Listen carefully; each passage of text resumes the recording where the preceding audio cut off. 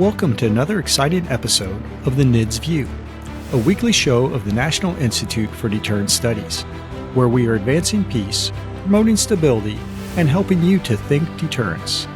Each week, we discuss and analyze a recent topic and provide insight into how it affects our national deterrence. We hope you enjoy this show. Welcome back to another great episode of the NIDS View, a podcast of the National Institute for Deterrence Studies, where the opinions expressed are those of the participants and not necessarily NIDS. So today we have a great discussion about a foreign affairs article written by our good friend Frank Miller and, of course, Madelyn Creedon. The article was a great one. It was called Deterring the Nuclear Dictators to Confront China, Russia, and North Korea. Trump should forego a review and speed up the arsenal's modernization. And they make, a novel argument that, no one has made that I've heard over the last 3-4 administrations. And of course, and I'll quote from early in the article, what needs to be done is clear. The next administration should dispense with undertaking an extensive review of either the nuclear deterrence policy or modernization plans. There is a huge need to just get on with the work of modernization and fix the problem. And their argument is basically don't do an NPR. It takes too much time, too much manpower, too much money, and essentially nothing happens while you're undertaking that NPR, that nuclear posture review, and they say skip it. And that's, something we've not seen before. And so, of course, we thought, hey, what a great topic. So with that, let me, Curtis, what's your take on this? Well, first of all, let me say that my views don't represent the government or anybody else that I'm associated with. Okay, so let me say that the authors Madelyn Creedon and Frank Miller, these are just huge thinkers and in this world this orbit that we're in, if you will. And so it's very hard for me to publicly disagree with them, but I will. So, first of all, I'm glad your views are your own, Curtis. The views are my own. I'm going to be on my own on this one. Hey, so I think this is really sort of a kind of a weird argument to have. I totally agree with Frank and Miss Creedon that we are way behind. Modernization's got to be focused. There's a lot of things that need to go on.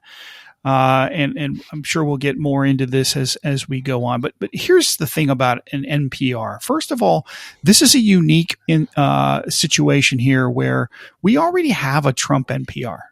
Okay, so we don't have to build a new one. We just need to take the 2018 NPR, blow the dust off of it, get the digits for it and update it to reflect the current situation in the world, the current status of the modernization effort, which is bad, and reflect whatever new goals that the president might have since 4 years have passed since he's been in this position. And I think this is worthy because the NPR brings the strategic communication in several different ways. And we've had several podcasts on strategic communication, including the previous one.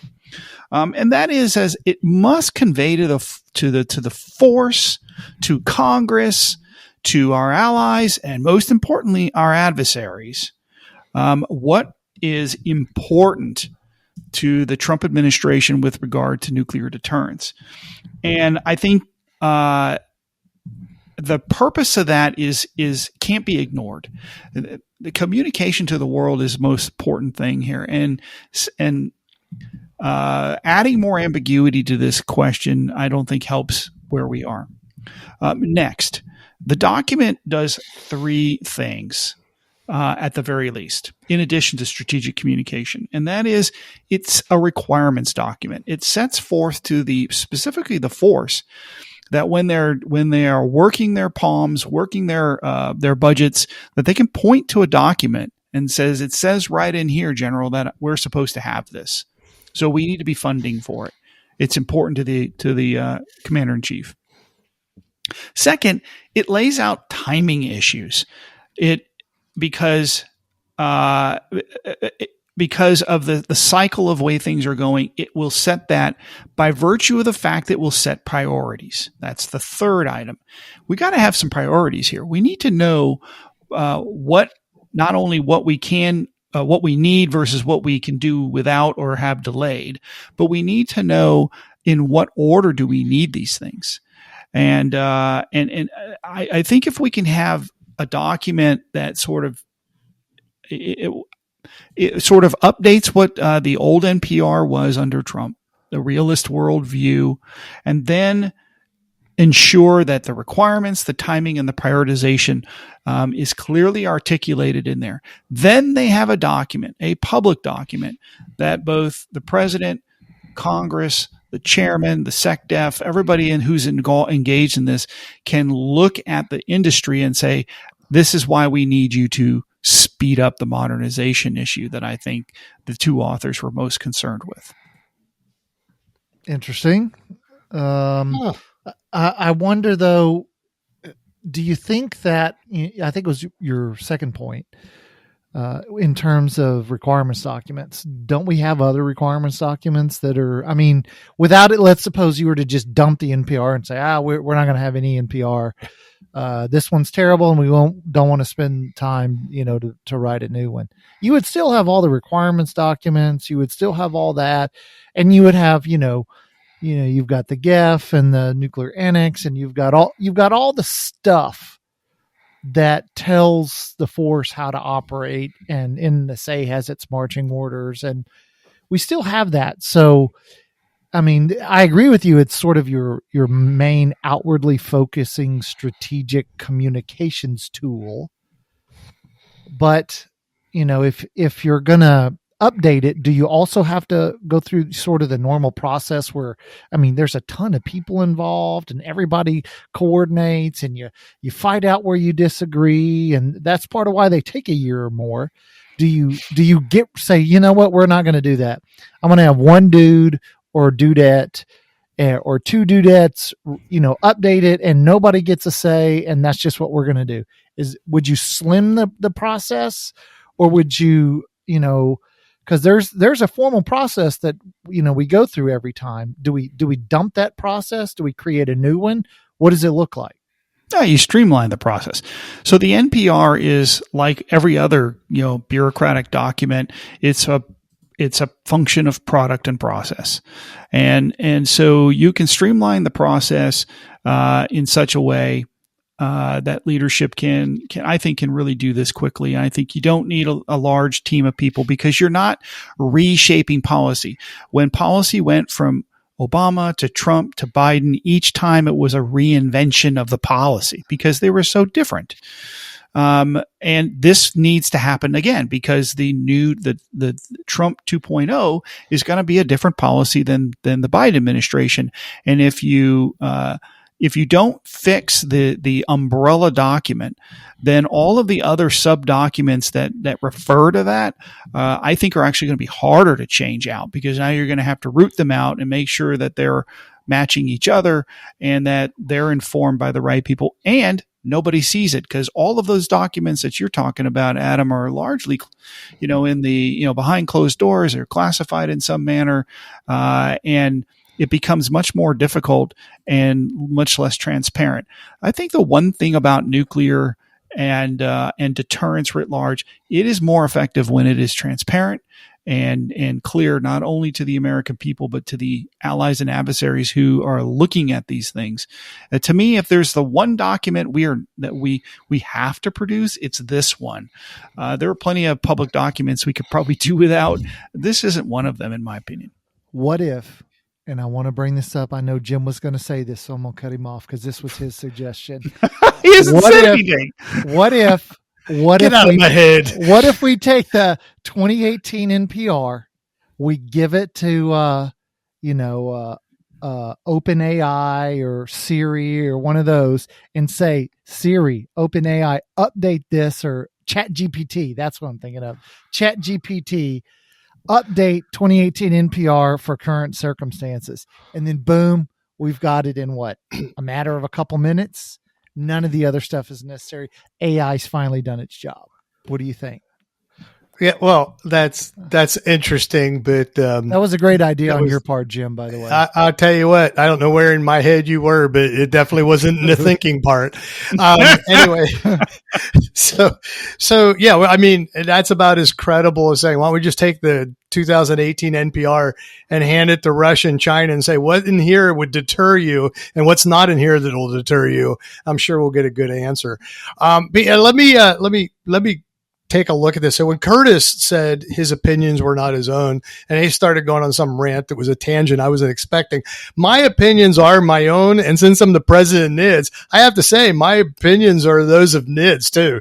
So that's the way it goes, but no one else apparently. So let me shoot three things. So permit me to look at this from an analogy standpoint. So when I was in the artillery, what we would do is we'd shoot at an object and we knew where we could hit. And then what we did in order to be able to fire more rapidly, instead of pulling up the guns and moving them somewhere else, is we would just adjust fire. And so I look at this as an adjust fire place. The question for the Trump administration, now that Curtis has given his foremost opinion on where we should go, maybe you should pass this along, is which one of the NPRs do we want to adjust fire from? And there are good pieces from both of them.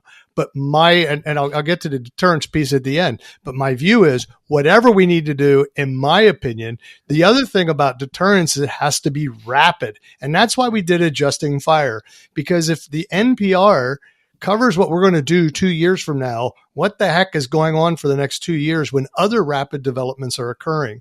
So I like to strategically communicate, and I like that strategic communication to go out today or whenever the administration wishes to impose it, maybe on the 21st of January, I guess. But I want our adversaries to know this is where we're heading. So keep yourselves together. And now permit me to give another analogy. I would say the other thing I find, and I look at the document, the NPR, and I've read the NPR, and I have used AI. Maybe this, Adam, is what you were thinking of. I go to AI and say, see this NPR document? Yeah, give me a 2-page sheet. Now, I know, Adam, you went to a school where you had to read all these things that were sort of irrelevant, but then you got tested on memorizing them, which is different than the school I went to where you did real things and you got tested on whether they worked. And so I took those other courses because I went to a liberal arts college when I was an undergrad. And what I did, instead of reading the Iliad, I read the 1-page Cliff Notes. And then what I did is I went out and read the Cliff Notes to something else. And I was able to pass the test. Perhaps what we need to do with the NPR is shrink it down a little bit and get the Cliff Notes. I can certainly tell you, don't, that's a funny one. Actually, stop, build, this is my priority, without having a 30-page document to leaf through. And so I'm not sure that the way we've been doing the NPR is the most efficient way to communicate that. And then last but not least, I'm going to permit me to do another analogy. And that is that I've been in the academic world. And for those that have done academics, you know, when you get evaluated as an academician, you're evaluated on what's called continuous improvement. You come up with a plan, you do something, and then you keep adjusting to make it better. And what I think is really cool about what's put out here by Madelyn, Creedon, and Franklin Miller is we can do all those things that Curtis talked about, the arguments in the background, the discussion and everything else of what might be a final 2 years out. But we start out with something and we continuously improve it. Maybe it becomes just a continuous process of development with some stable outlines that are fixed. And that would allow us to make a document that adjusts fire as we move forward. Because I think we're in an odd world right now where we are with our nuclear weapons and our modernization, where we've fallen too quickly behind our adversaries. And we got to come up with new ways of getting ahead of them. And so what is deterrence? Deterrence is making sure that our adversaries know that this document and all that we're discussing is done on time, sufficient to deter them. And if it's done 2 years from now while we're arguing over, you know, glad to happy and everything else, that's the problem. And that does happen in some of these meetings. It's got to end. and said, maybe 2 years, maybe not good enough, maybe 2 days. I don't know. I've never been there. Back to you, Adam. That's my suggestion. So here, here's another idea. So why don't we create strategic ambiguity and just dump the document and not have one? And therefore we create strategic ambiguity because we have no clearly stated red lines or anything like that. But we do know, that Trump has threatened, what was it? Hellfire and damnation on North Korea once. Fire and fury. Fire and fury. And so we there's President Trump is very clearly credible in the eyes of a lot of our adversaries. And by the way, that wasn't 32 pages. Fire and fury, 3 words right there. So I mean, I wonder if the NPR is, sort of going the way of the QDR, in the sense that I wonder, do we have like these strategic, we have an NSS and an NDS and an NMS and a NPR and a MDR, and then we have the one from state and Homeland Security, and then every administration writes a new one.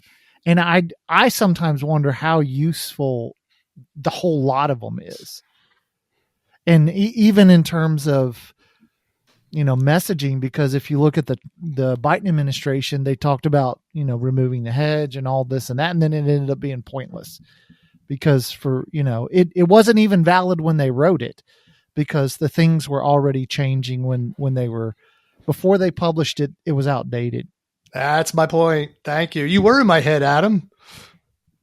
I don't know, Curtis. I mean, you see the utility of it more than I do. I do. Unfortunately, the QDR was a whole, the world was a different world at that time.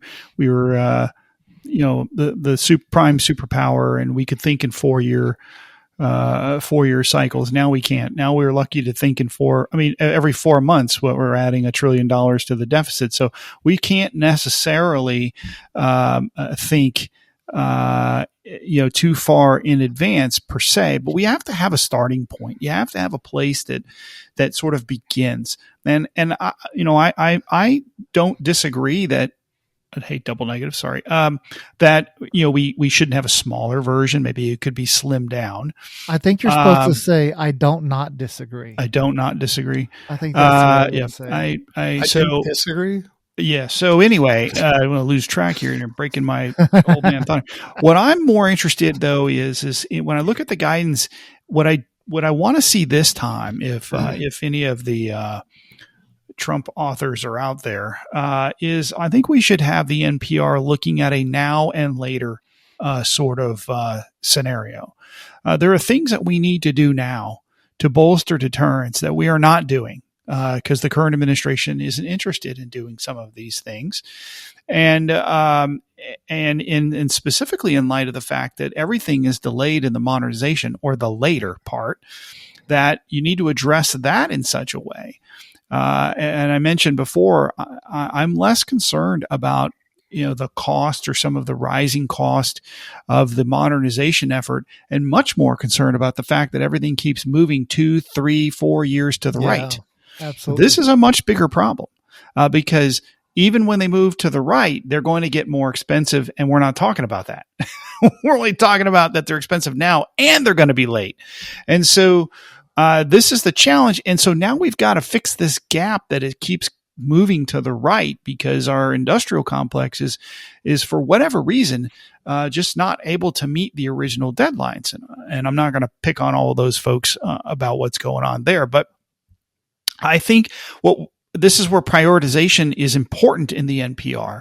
And it stems from the national security strategy, which I think is required by law, Adam, and then works its way down into, the defense strategy and beyond. Do we need a national military strategy? I probably would argue maybe we don't, but the chairman of the Joint Chiefs of Staff would probably say, no, that's my document. And I really think we need to have it. So a lot of this is, things that we've always done it this way. And if there's nothing that we, shouldn't walk away with, is that the new president elect is interested in perturbing the system. He is not interested in conducting business as usual.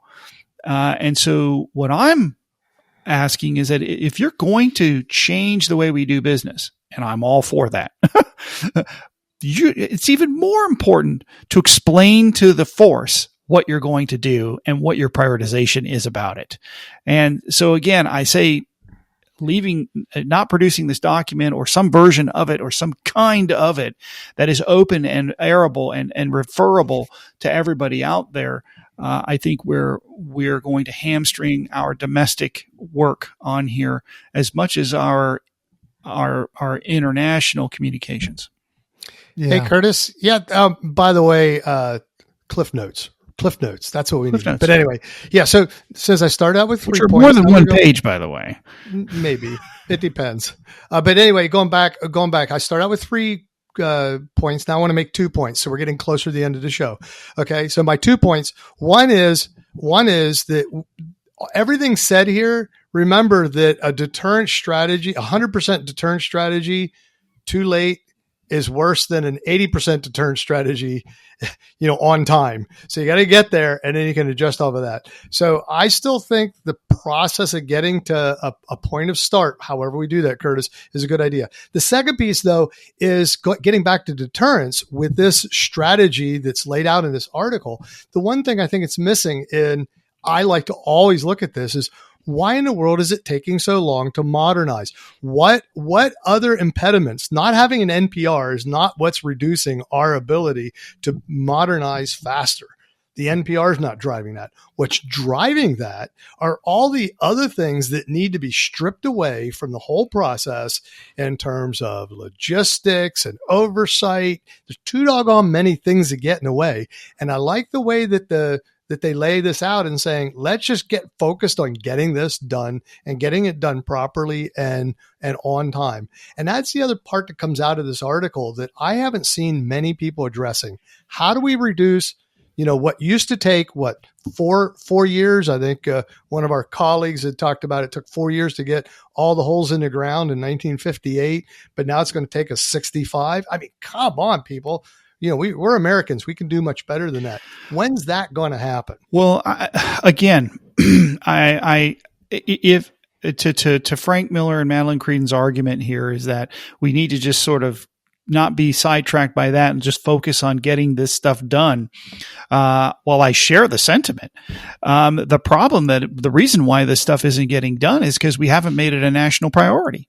It is not the number one priority of this nation, much less this DOD, to get this modernization to a point where we can get things that we're not pressuring the industry enough. We're not creating the workers that we need, because frankly, they're just not interested, because, I believe that the administration is not interested in really getting new and more nuclear weapons, the current one. So, hold on. And so a document like this is necessary to be able to convey the president's priorities and sense of urgency.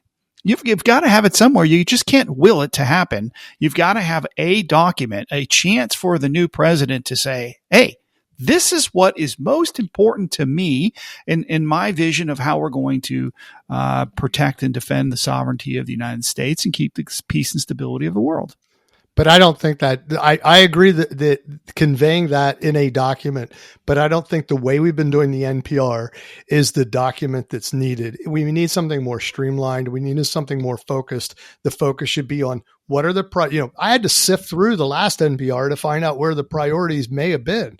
That was hard to do because it was all this other stuff around it. Let's just get it whittled down to something easy to follow and move out. Let's not confuse bad, incohesive strategy for a reason not to have strategy. Okay, we got to put that aside. Strategy serves, it is both a process and a product.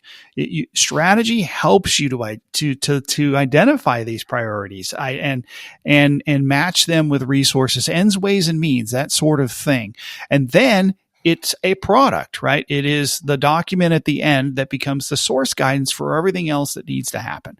And that's where I think this is valuable. Does it need to be 5 pages or 50 pages? That's a debate we can have, in my opinion. But I think that we can't, the 2018 NPR, probably the best of all of them, is not a perfect product.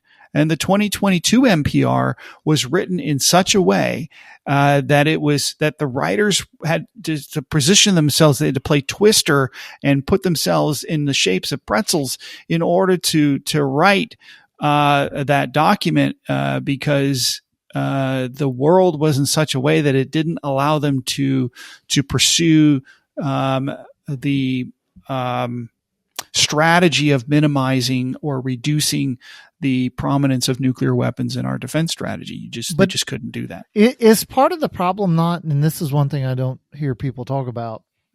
So we're having a lot of trouble building stuff. I mean, so we took a 50-year hiatus and we didn't do it, and there's no industry that knows how. And when we did it the first time, if you looked at defense spending as a percentage of the gross domestic product, it was more than double what we're spending on defense right now. So if you were to double the defense budget and say, pick a company, Northrop, Jacobs, whomever, I want new silos built and I want them built in 18 months. They could do it. They could build those silos, but what we do is we say, hey, listen, we want you to build new silos. We want you to extend it over a 30-year period. We want you to build 3 a year, and we want you to keep the workers, just enough workers to build the 3 per year, but keep the cost down. We don't want the cost to go up over that 30-year period. And but we don't want you to build a base that can do it efficiently, because we want it, strung out over 30 years. So therefore it has to be very inefficient to do it over that period of time. And, we want you to constantly be injecting new technology, particularly technology that's never been proven. But we want it to work. And I mean, this is sort of it is. And by the way, we're going to make you operate under an environmental protection agency that didn't exist back then, and that is so painful to do anything. Oh, and by the way, we know we can wipe away all that environmental regulation if we want to on federal land, and we can grant exemptions, and we can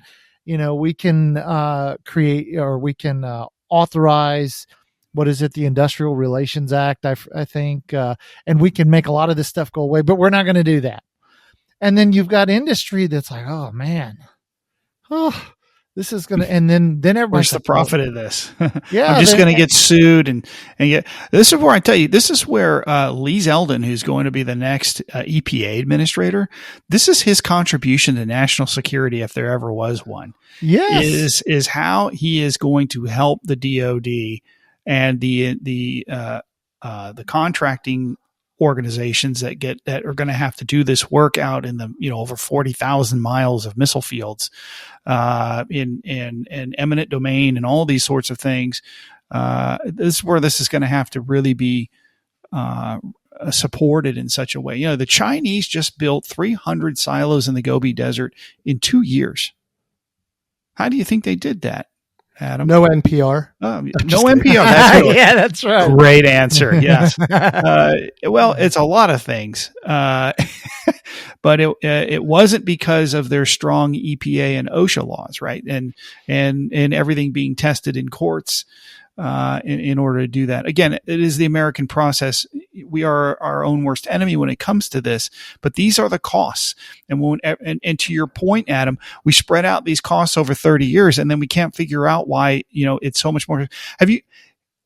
Our listeners, if you have a 30-year mortgage on your home and you look at the real cost of your home over the 30-year mortgage, you'll have paid almost double for the price of your home. More than double. Maybe more, right? This is triple. This is the magic of compounding interest, right? Yes. And so if you had bought it with cash outright, or if you'd financed it on a 15-year loan, you would have cut that cost tremendously. Yes. So when we spread out these things over 30 years, it is the same thing. You think you're getting a lower price per year, and you probably are, but in the long run, you're going to end up paying double what you would have paid if you had just done it up front. Great analogy. And it goes to another point. In their article, they talk about an important thing that we too rarely talk about, and that is tankers and the importance of tankers. And Boeing is sort of the poster child for where bad government policy, right? So it's interesting to watch all these big corporations now are dumping all their DEI and all their sort of woke policies, because the Trump administration has already signaled we don't want that stuff. And so they're dumping it. Well, why do you think they put it there in the first place? Well, a lot of them put it there because they were signaled by the government, we want that stuff there. And so when Boeing was unable to effectively build aircraft and build reliable aircraft, and they had all these problems because they had all these unqualified people building stuff, now you're seeing, well, they can't build tankers for it. And now they're having all sorts of problems. And so government policy, the point here is that corporations are responsive to government policy, whether it's environmental policy or social policy or whatever kind of policy it is, fiscal policy that says build it over 30 years, you name it. Companies are very good at being responsive to the things the government says, do these or don't do these. And if they're bad policies, companies really still have to abide by bad policies. And that's what we've been faced with for years across Republican and Democrat administrations. Right. The defense and the nuclear supporting enterprise has been given bad policies and bad programs, and they've responded to them. And this is what we've gotten.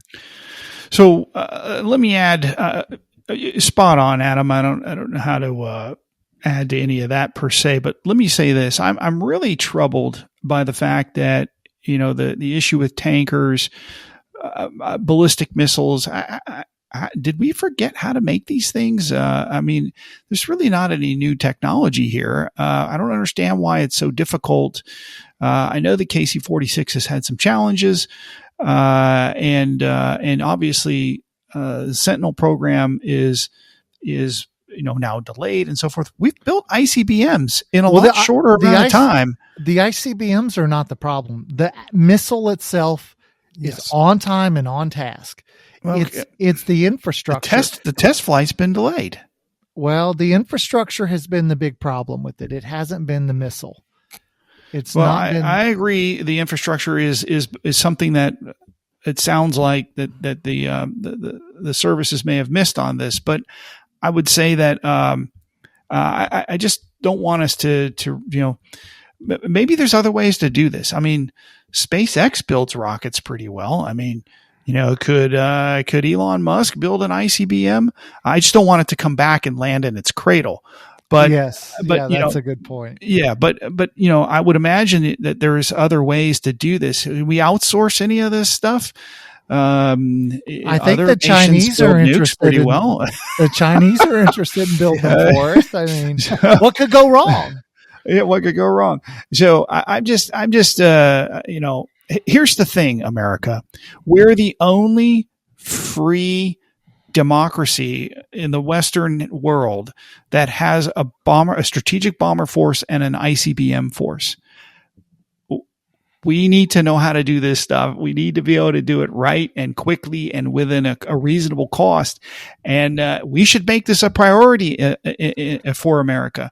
And President Trump should announce in his next NPR that this is the number one priority for the United States, and that everything should fall subsequent to that. And that's the only way to not sound like I'm borrowing an overused term.